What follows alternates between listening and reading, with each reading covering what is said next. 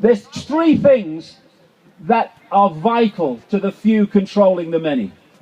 One is to keep the many in ignorance of what they're doing. That is now being put right by the alternative media and the communication of this information.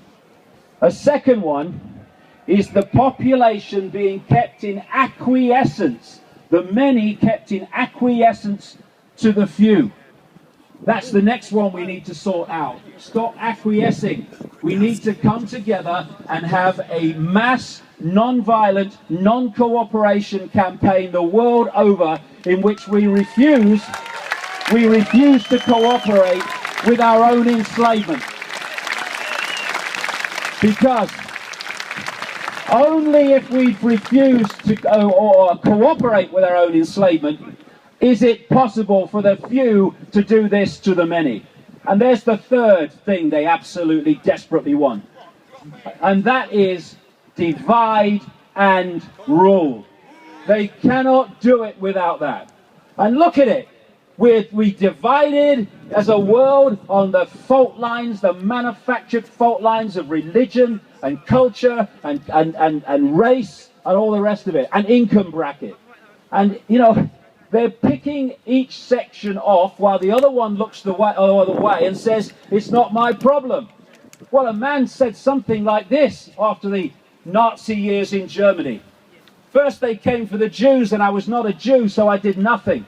Then they came for the communists. I was not a communist, so I did nothing. Then they came for the trade unionists. I was not a trade unionist, so I did nothing. Then they came for me, and there was no one left to speak out for me. That is what they're doing now. Oh, it's the Muslims. Let's demonize the Muslims. Let's demonize the poor. Let's demonize people with one bedroom too many when they're on benefits. Let's demonize everyone. Turn the rest of them against them, and when the demonized ones have been picked off, then we'll come for you. This is what is happening, and we need to come together. Open the heart, open the mind, irrespective of religion, race, I don't care. We are all one consciousness having different experiences.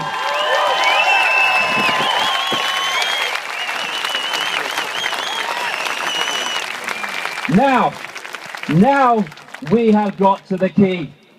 And the key is that we are infinite awareness, all the same consciousness having different experiences, but we have to be persuaded and manipulated by what that represents, that we are just our name, our body, and our life story.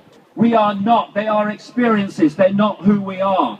When we identify and self-identify with name, income bracket, a life story, etc., we see the world and ourselves in terms of little me. I'm just little me. I'm just Joe Bloggs, Fred Jones. Who am I? What can I do? But when you get to that point where you expand your awareness, you expand the memory of what we already know, then you realize there are no little me's.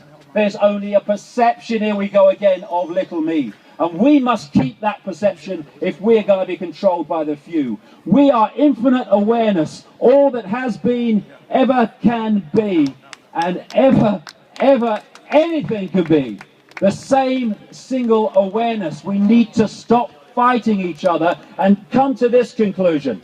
If we're one consciousness, then anybody else's injustice becomes our injustice. No more looking the other way.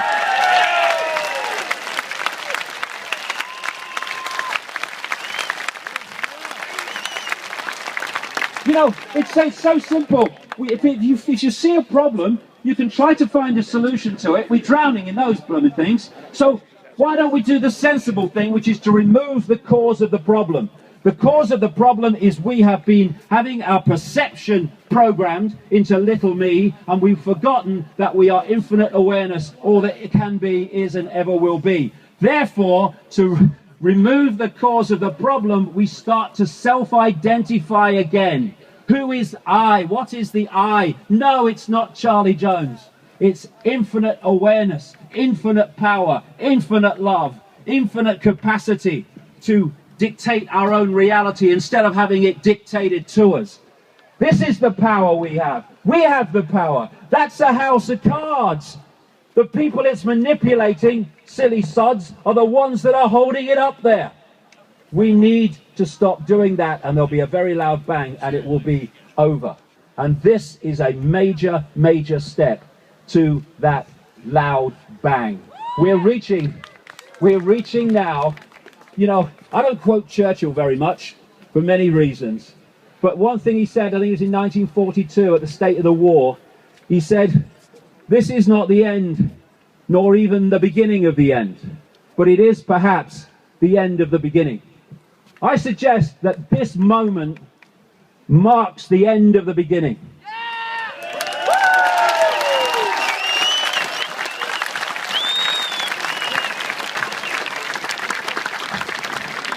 And that beginning has been to bring vast numbers of people, and that needs to continue, my goodness, into an awareness that the world was not like they thought it was, and it's not run by forces that they thought it was run by.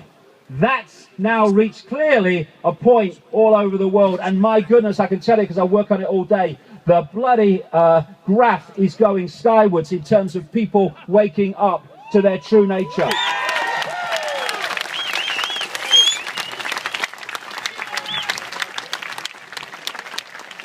And now, along with continuing that, we need to go to stage 2. And that is to cease to acquiesce and cease to submit with that which we're now aware of. No more fear of authority. No more fear of anything.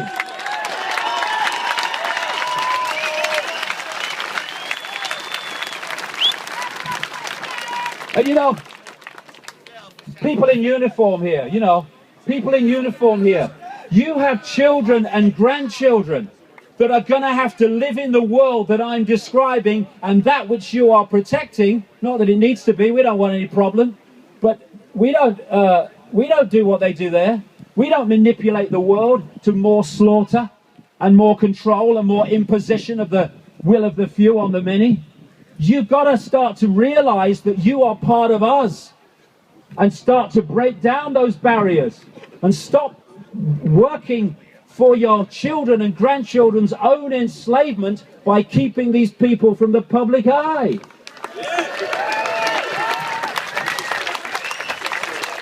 I say that to soldiers,